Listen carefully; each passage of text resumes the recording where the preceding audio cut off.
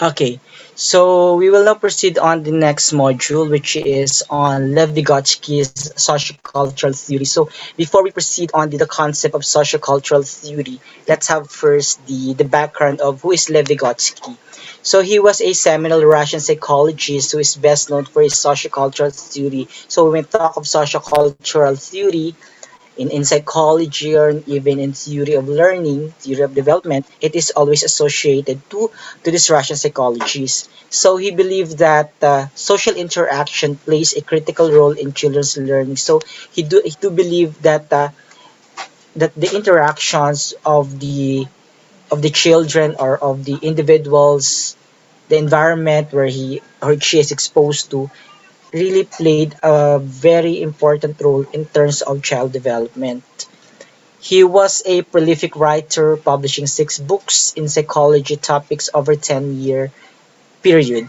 His work has become the foundation of much research and theory in cognitive development over the past several decades. So, hindi naman sila nag-aaway dito ni PJ, because PJ has his own concept of child development, but Vygotsky has also its own theory focusing on the importance of the environment where the child grows up. So let's now proceed on theory of sociocultural influences. So I'll be giving you first the background of sociocultural theory, and then from that we'll be relating that to language development because that's the main concern of our research um, of our topic for this afternoon. Okay, so the the full grasp of what sociocultural theory is should be discussed in your psychology class, okay, and in your major subjects in education. But this subject will be focusing again on language development. Okay, so let's take this quote from Vygotsky. So he said, "Learning is a necessary and universal aspect of the process of developing culturally organized, specifically human psychological function." So we take note of the terms culturally organized and the terms such as psychological function because our psychological function or our psyche is affected by the kind of culture or the environment that we are living in. Okay? So ito yung mismong sinabi ni Vygotsky doon sa kanyang libro. Okay? And learning happens when um, children is exposed on certain environment. Later on, we'll be cascading all these concepts uh, into specific ones. So, Lev Vygotsky believed that children's sociocultural environment plays an important role in. So, in Vygotsky's view, the acquisition of language is a crucial part of the cognitive development. So, I've already mentioned this earlier, just for the purpose of emphasis.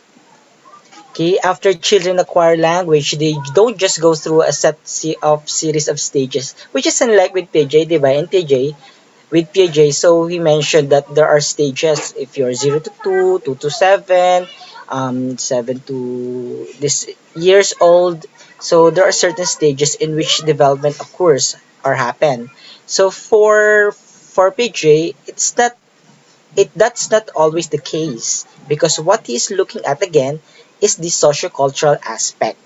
So rather their cognitive development depends on interactions with adults, cultural norms, and their environmental circumstances.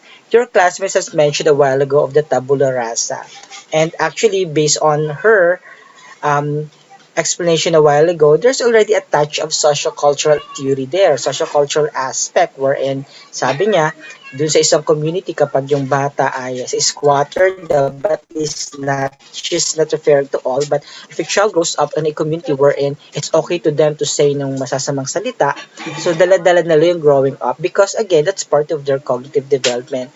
Be it positive or negative, that's part of their cognitive development wherein yun yung na-absorb ng kanilang mind yun yung na-absorb ng kanilang cognition. So, lumalaki sila na ganun yung paniniwala nila na tama yung sinasabi nila. Kaya kaya ganun yung kanilang way of speaking. You can really see the difference of the person on how the person speaks based on the kind of environment where he or she grows up. Okay? So, you know what I mean. Alam nyo kapag yung isang bata ay lumaki sa pamilya na aral, sa pamilya na laging tinatama siya. Okay?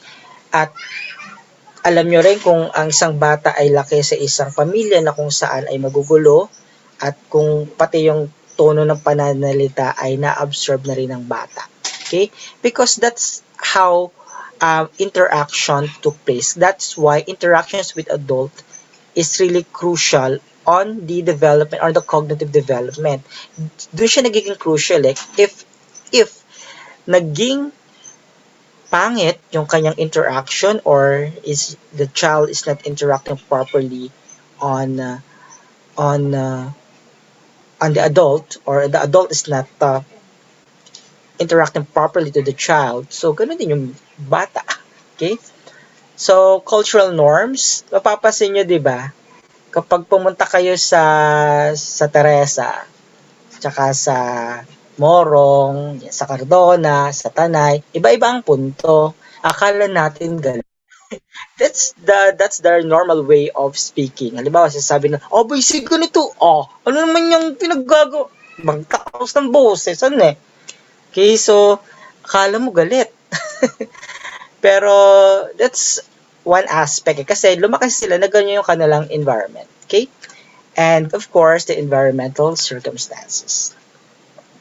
So, mamaya, i-mention natin yung mga, may stages din namang binabanggit sa sociocultural theory. Kaya lang, it does not solely varying on the age. Okay, meron din siyang stages. So, these are the fundamental tenets of sociocultural theory. Ito yung tatlong bagay na kapag pinag-usapan natin yung sociocultural theory, ito talaga yung pumapasok agad sa isipan ng mga nag-aaral nito. So, first, social interaction plays an important role in learning. So, if you are interacting well with the person who is giving you a lot of information, a lot of knowledge, then more likely, ganun din yung ma-absorb mo. So, kapag mali yung interaction mo, mali rin yung learning mo. Pag maganda yung interaction sa'yo, maganda yung pinifeed na information sa'yo, maganda rin yung epekto sa'yo. Okay, so theoretically speaking, yeah. Pero ang bottom line pa rin yan, that depends on the person who is absorbing it. So no matter how good you are, no matter how much you would like to interact positively on the person, feeding the information, feeding the person with good information, for as long as the recipient or the receiver of the information is not absorbing it entirely or not absorbing it positively, then more likely there is a negative implication or negative effect towards the person. Hindi niya ina-absorb yun. Okay?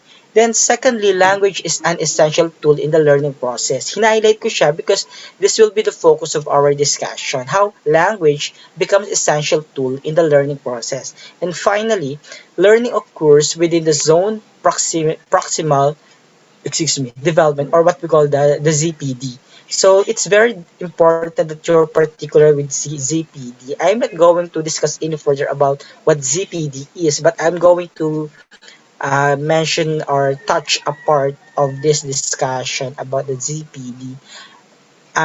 If you do have your background in psychology class, then this will be discussed more further. Okay. Okay. So let's see what your class. Okay, so merong comments ng kaklase niyo. If you would like to share something, you just write it down on the chat box and I'm going to read it to your classmates. Okay? So that's my way, that's your way for you to interact to me as I go through the lecture. Okay? Kasi hindi ko kayo nakikita kapag nagre-raise na kayo ng hands. So just chat down sa ating sa chat box if you have any questions. And now, moving on. So, this is a very important concept of sociocultural theory at hindi ko dapat kalimutang i-discuss sa inyo ang scaffold. So, when we talk of scaffold, ito yung mga pinagpapatong-patong na mga Parang ganyan sa construction. So may makita kayo parang mga braces doon sa construction, 'di ba? Na pinapatong-patong sila. And we call it the scaffold. And when we are referring to sociocultural theory of Vygotsky, rina-relate niya ang pagkatuto ng isang bata sa isang scaffolding, sa isang scaffold. Kasi according to him, ang learning is like an scaffold wherein kapag maganda yung pinagtutungtungan ng mga bata, yung foundation ng mga bata, habang sila'y lumalaki, mas maganda yung kanilang development. So, kapag matibay ang foundation, pag matibay ang scaffold, mas matibay or mas maganda yung development or cognitive development ng isang bata. So, makita nyo rito on this figure, itong purple na to. So, you can see it's only just a graphical illustration on how scaffolding is very important in terms of the development of the child. So, you can see here that a parent that a mother is lifting the her children. Okay, so it's only just a symbolical implication that the parent is guiding the child or her children on their learnings. And on the other hand, on the other photo, you can see from here that the mother is guiding the child. Okay, so habang pinapatong-patong ng bata yung mga blocks, nandun yung mother na nag-guide sa kanya. Another implication of how important the adults or the parents are when it comes to the development of the children. So that's what we meant by scaffolding, on how the adults are really playing important role in terms of the growth year, in terms of the cognitive development of the children.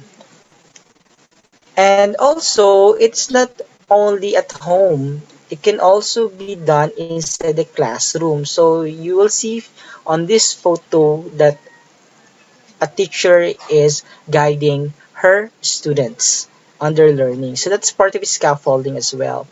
So if teacher is performing well, giving the children the right information, the right knowledge, mas maganda yung magiging foundation, mas matibay yung kanilang scaffold. Okay? Now it is the what we call the zone of proximal development or the ZPD. So you can see from here that there are circles yung um, learner can do with assistance, uh, know or can do with guidance, and know or can do without the assistance, or learner can do unassisted. So habang tumatagal daw dapat, ang learner should be learning na wala siyang assistance. So, ganito ang proximal development. So, para kapag nasa malayong circle kang, ibig sabihin lamang yan is the learner requires assistance. So, habang lumalaki sila, habang tumatanda, habang nagmamature sila, dapat ay unassisted na sila. Because on that stage of their life, it is understood that they should have doing things on their own. Okay? Kaya nga, meron tayong tinatawag, diba, learning by doing, the DOE. Okay? Learning by doing, wherein the child himself or herself is discovering on his or her own. Okay? So, siya na mismo, even without the assistance or maybe less assistance coming from the adults, nagagawa niya na. Kaya nauso ngayon yung outcomes based, nauso ngayon yung iniiwas-iwasan na rin yung teacher-centeredness and the discovery of the lesson, discovery of what is being discussed ay nandoon na ngayon sa on part of the children or of the learner. So, ito yung zone of proximal development. Okay? So, gusto niyo lang sabihin dito na habang nagmamature yung bata, habang tumatanda yung bata, dapat learner can do unassisted. Okay?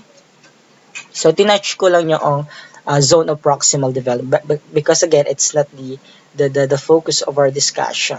The focus is on the language development. So let's now proceed on the heart and soul of our discussion, which is on Vygotsky's view, or Vygotsky's sociocultural theory and its relationship on language development.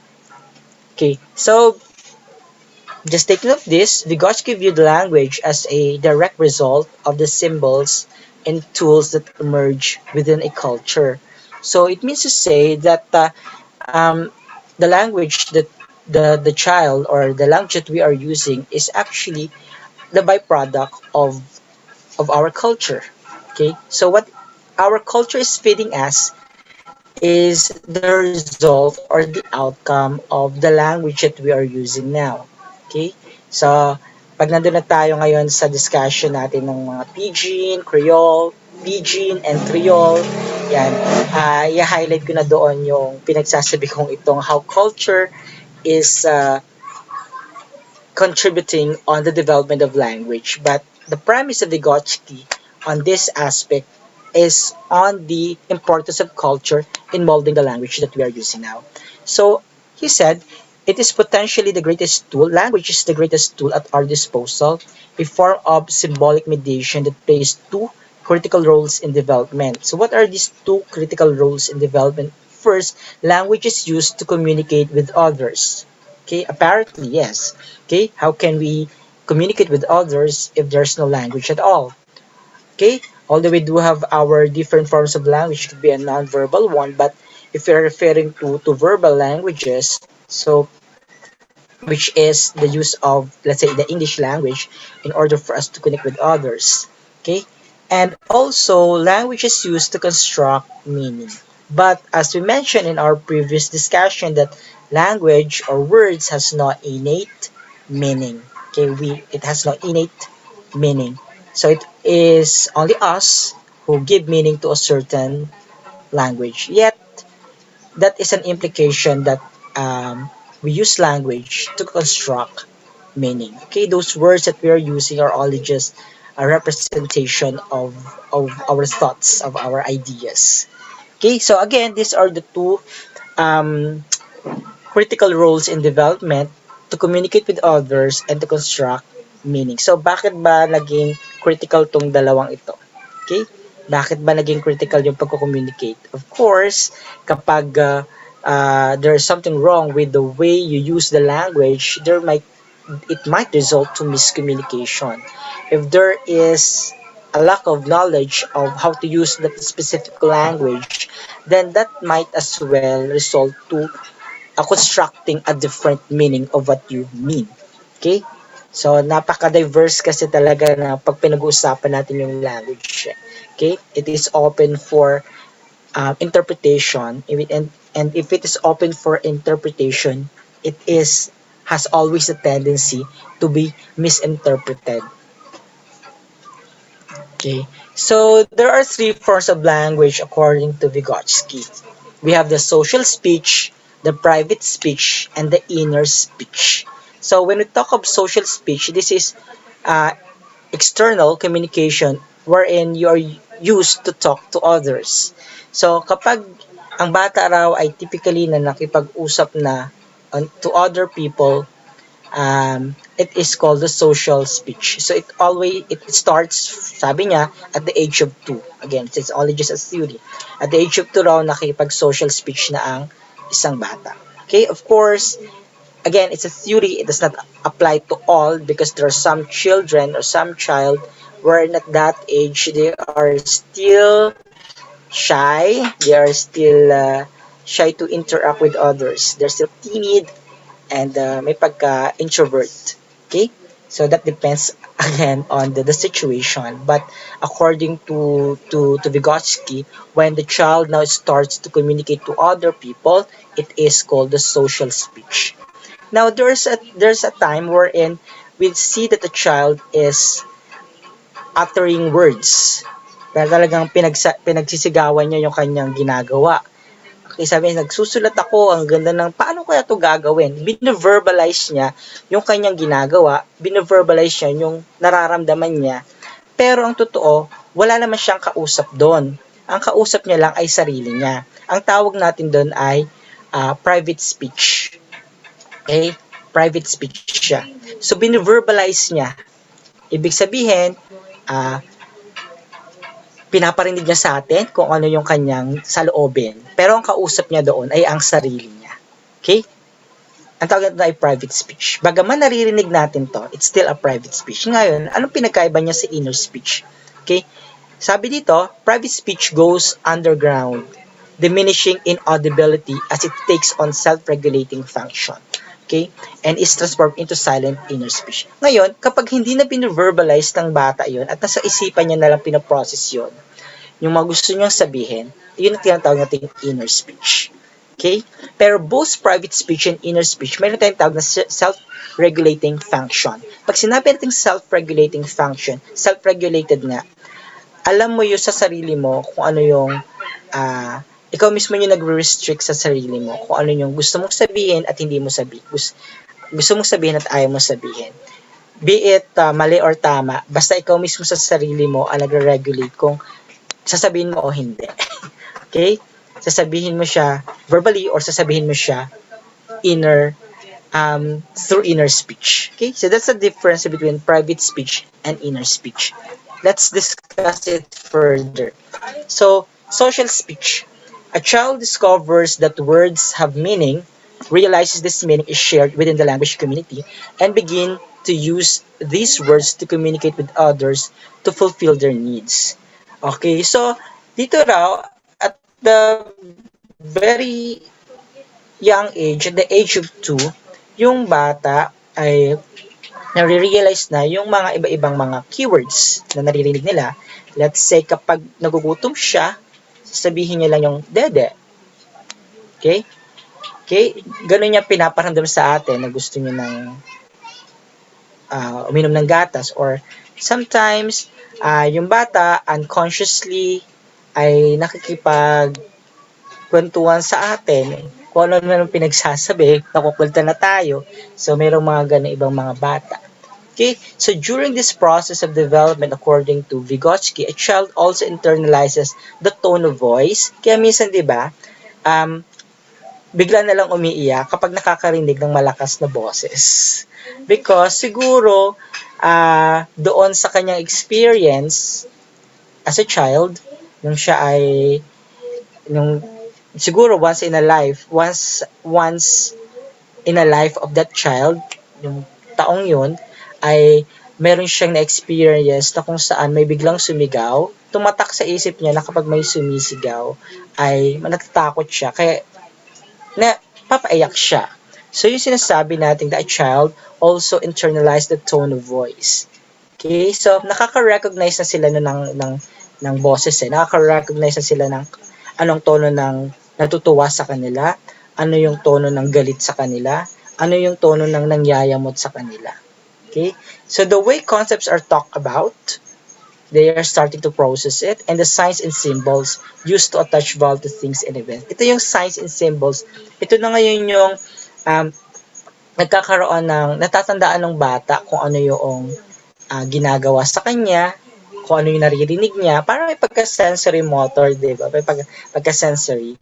Okay, so kung ano yung mga nasa-sense ng kanyang senses, yung kanyang naririnig, nakikita, naaamoy, nahahawakan, so natatandaan niya. Okay? And kapag nagkaroon siya ng encounter doon sa object na yon na nahawakan niya, or music na napakinggan niya, or pagkain na nalasahan niya, it is considered as signs and symbol na kung saan ay magre-react yung bata. Okay? This eventually papasok yung halimbawa kapag pangit yung environment na kinalakhan niya, so at the very young age, nagmamanifest sa kanya yung growing up. So, di ba may pagka sociocultural talaga. Okay, so, pinapaliwanag rito ni Vygotsky, as cited by Miller and Thorpe, nga, na that kind of environment where the child grows up is actually manifested by him or by her. Okay, na-absorb niya yun at nagmamanifest sa kanya. Now, in private speech, it develops at around age 3 or approximately. This is an external or overt language just as social speech, but it is directed to self. Okay, ito yung nabanggit ko sa inyo kanina na bino-verbalize niya, pero nga ang kausap naman talaga niya ay dinadirect niya sa sarili niya. So, private speech serves intellectual and self-regulating functions rather than a communicative function. Kasi nga, it is directed to himself or to herself, to himself or to herself. Hence, it is not for the purpose of communication, but for the purpose of self-regulating function. Kaya niya lang naman sinasabi yung mga gusto niyang sabihin. Wala lang, gusto niya lang, hindi niya naman talaga gusto na makipag-communicate sa atin. Nagsi-self-regulate lang siya. Kung anong gusto niya sabihin, sasabihin niya. So, ano yung mga scenario? This can be visible as a child voice is taught aloud, especially while solving difficult problems or challenging tasks. So, maririnig nyo sila nagsasabi, ano ba naman tong hirap-hirap nitong pagsasagot nitong activities na to. Okay? Tapos, mami, hirap na ako, mami. Okay, nagaganin na sila. So, yun, although nag-a-address siya ng mami, pero alam nyo na yun ay ina-address niya sa sarili niya dahil kumbaga doon niya rin-release yung gusto niyang sabihin, bine-verbalize niya. So they use language to plan out a strategy. Ito naman yung positive side. Organize thought or collaborate with themselves as they would with a more knowledgeable other. Ito yung sinasabi natin na brainstorming on your own. Okay? So, halimbawa, ay kinakausap niya yung sarili niya, ganito pala dapat ang una kong gawin. So, dapat ginaganto ko siya. Okay? So, on that note, nagkakaroon ng private speech. Still, sarili niya ang kausap niya. In this way, private speech is not just a part of child's activity, but it becomes a tool used by the child to facilitate their own cognitive process and development. So, maganda yung point na sabihin na it is used to facilitate their own cognitive processes and development kasi sila mismo sa sarili nila, they're the ones who are analyzing it. The moment that they are trying to brainstorm on their own, when they are would like to discover things, ibinigyan nyo lang sila dyan naman kung anong bagay na ginagawa nila, and then hinahayaan nyo lang sila mag-explore on a lot of things, at bine-verbalize niya yung pinagagawa niya, at bine-verbalize siya kung ano yung gusto niya mangyari doon sa ginagawa niya, then that is a private speech. Okay?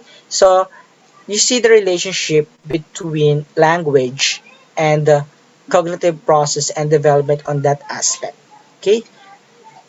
So, kumbaga kung ano yung nasa isip niya, verbalize. That's the relationship between the cognitive processes and development as far as language is concerned.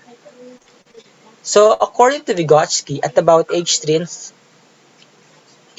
language and thought begin to merge from two separate systems and become interdependent. Ibig sabihin, nagtutulungan na.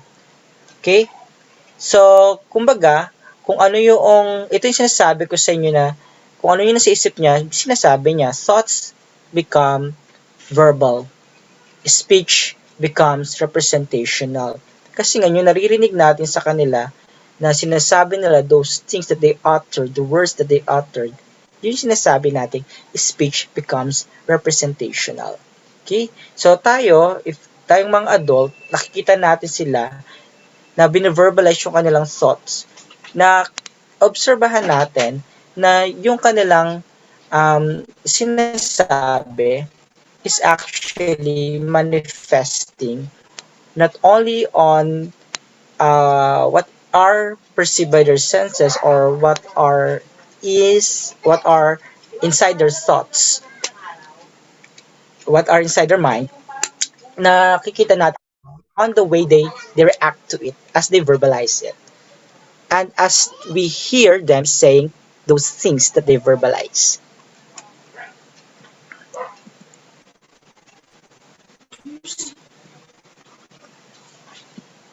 Okay, then let's proceed on inner speech. So, according to Vygotsky, it might or somehow appear at around age 7. Private speech becomes less visible. A child's model of internalizes and private speech becomes inner speech. Ito na kasi yung time na kung saan yung audibility hindi na masyadong naririnig. So, less audible na yung pag-verbalize ng bata. Tumatahimik na sila. Kumbaga, nagpo-process pa rin sila ng kanilang thought, pero undermined na, hindi na nila bine-verbalize, kaya nagiging inner speech. So, a child is able to think in words. So, kumbaga, tahimik lang siya dyan, nag-iisip-isip, yun na ngayon yung tinatawag nating inner speech. Okay? So, di niya na bine-verbalize. Kasi nga, ulitin natin, sa private speech, bine-verbalize. Yun na yung pinagkaiba ng dalawa eh. Sa private speech, bine-verbalize niya yung kanyang thoughts. Pero sa inner speech, hindi na. So, sarili na lang niya, kinakausap niya sarili niya, pero sa loob-loob niya lang niya. So, inner speech is more idiosyncratic. Okay, ibig sabihin ay sa sarili niya na lang yun. Okay? So, self-regulating na yun. Abbreviated and fragmented. Okay? Ibig sabihin ay natututo na siyang mag-organize ng mga thoughts and ideas. So again, this is called according to theory. Okay? So meron daw ganong processing or mental processing on part of the child. So it is to large extent thinking in pure meanings. So this is now how they are constructing meanings out of those things that are perceived by their senses. Out of those things that are perceived, out of those things in which they see around them. Okay? So makikita nyo doon sa tatlong yon that environment is truly affecting what they are thinking and what they are verbalizing. Next is inner speech, just like private speech, remains directed at self and retains self-regulating and intellectual function. However, it is covert and inaudible. Okay, nabanggit ko na kanina, ang pinagkaiba nga nila, again, sa private speech, ay hindi na nila bine-verbalize. Sa inner speech, think in words. Think in words. Ibig sabihin, sa utak na lang nila ngayon, pinoprocess yung mga gusto nilang sabihin sa sarili nila. Hence, this internalization of language is important because it drives cognitive development. So, yung ganun bang implication of interpersonal communication kasi yung nangyayari dito sa inner speech at sa private speech. Intrapersonal communication nangyayari dyan. So, yung tahimik lamang siya at pinag-iisipan niya kung paano niya isosolve ang question sa math, kung ano ba yung tamang sagot sa mga choices dito sa English, kung ano ba yung pinakang points nung binabasa niya, yung tahimik lamang siya. That's an implication ng isang cognitive development. Okay? So, that is an inner speech. Next, inner speech takes the form of ideas that remain within our minds and directly impacts our thoughts, behaviors, and the development of higher order thinking skills. Apparently, yes.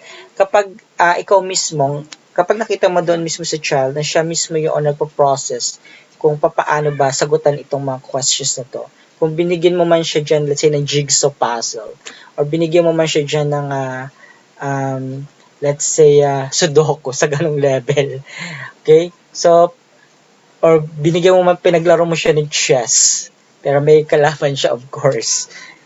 Doon pa lang, nade-develop yung higher order thinking skills niya. Kasi, again, siya yung nag-iisip, siya yung nagpo-process kung paano niya ma-solve yung ganong uri ng problema doon sa bagay na gusto niyang isolve. Okay, sa problem solving. Then, according to Vygotsky, language plays two critical roles in cognitive development. I already mentioned this, pero this is another version. One, it is the main means by which adults transmit information to children. Sabi nga natin, kapag mali yung information na binigay mo dun sa bata, mali rin yung kanyang ma-absorb. So kapag pangit yung nakita niya sa kanyang paligid, pangit din yung ma-manifest sa kanya. In relation to language, kapag yung pagnanalita natin is inappropriate doon sa social norm, yung lagi nalang nagmumura, lagi nalang pasigaw, so mag-manifest yun sa bata. Okay, that's very crucial. Okay, so language itself becomes a powerful tool of intellectual adaptation. Okay, so the mere fact that the child is organizing his or her thoughts on what to verbalize and what not to verbalize in terms of self-regulating, in terms of communication function and self-regulating function, dun pa lang magmamanifest na talaga that there is an intellectual adaptation. Okay? So, doon sa part ng self-regulating function, yung ito dapat ang sabihin ko at wag ito dapat at hindi ito dapat ang sabihin ko. Self-regulating function. Communication function, ibig sabihin, communicative function, ibig sabihin yung paano ko kakausapin yung taong ito. Ano ba yung mga right words for me to say when I'm speaking on this person. Kapag mas matanda sa akin, ano ba dapat gamitin kong words? Do I have to say po at opo or okay na yung ganito yung pananalita ko sa kanya? Okay? So, doon pa lang sa processing na yon, sa cognitive processing na yon, may kita na natin that there is cognitive development and on that aspect alone is already an implication that language itself becomes a very powerful tool of intellectual adaptation. Okay? Then, next is just um, to highlight, sabi ni Vygotsky believed that language develops from social interactions for communication purposes. I've already mentioned that a while ago.